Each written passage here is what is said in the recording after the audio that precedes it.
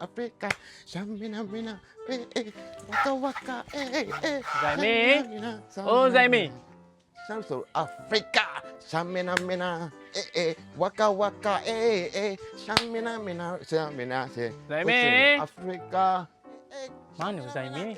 Waka Waka. Zaimi? Zaimi? Oh, serabutlah. Aku nak joget pun tak boleh. Kak Maro, ada apa? Zaimi, petang ni aku ada friendly bola dekat sekolah. Lepas tu pergilah main. Aku bukan dapat main pun. Memanglah kau tak main. Tapi macam biasalah aku nak pinjam kasut bola kau. Ish, kau ni. Asyik pinjam kasut bola aku je lah. Belilah satu untuk kau. Aku mana ada duit lagi Zaimi. Lagipun kasut bola baru mahal tau. Aku tak mampu.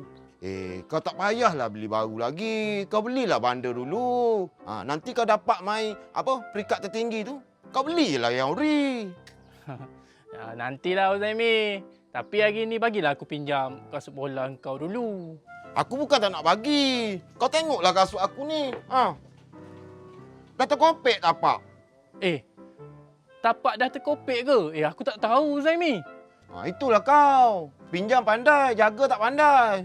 Maaflah, aku betul-betul tak tahu yang tapak kasut ni dah terkopek. Habis tu macam mana? Tak dapatlah aku nak friendly bola petang ni. Kesian juga kau. Macam ni. Kau ada tak dalam 100? Dalam 100 ada dalam tabung aku. Nak buat apa? Macam ni.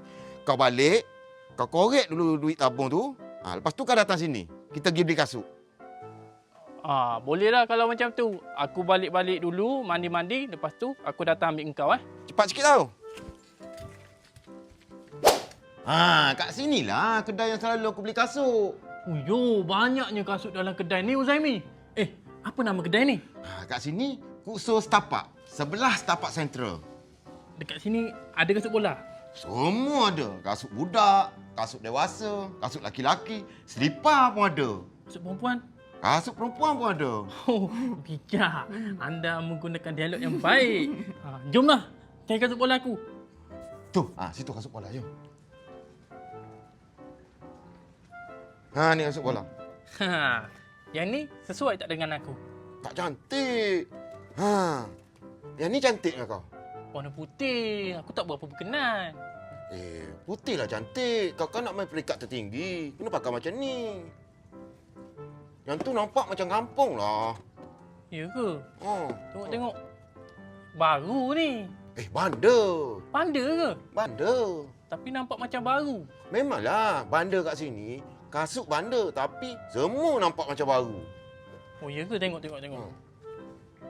Bolehlah. Saiz pun dah ngam dengan kaki aku ni. Boleh lah. Jom lah bayar. Jom. Tak tu. Cantik kan? Bolehlah. Minta lalu sikit, Bang. Nanti bayar. Total semua 120. 120, bayar. 120. Dapat kasut baru. Terima kasih ya, Kak Mara. Apa pasal engkau berterima kasih dengan aku? Yelah, kau beli kau tak aku. Mana ada. Ini kasut ni aku beli untuk aku, bukan untuk kau. Tak ada. Sekarang ni kasut ni jadi hak aku. Kasut aku yang kat rumah tu, yang kau kopek kan tu, jadi hak kau. Jangan macam tu. Kasut tu nanti aku jahit lah bagi dekat engkau. Ini aku punya. Tak nak. Kau yang buat kau kopek, kau jahit, kau pakailah nanti. Sekarang ni jadi hak aku jadi. Okay, bye. Memanglah aku yang kopekkan kasut tu, tapi yang tu untuk aku.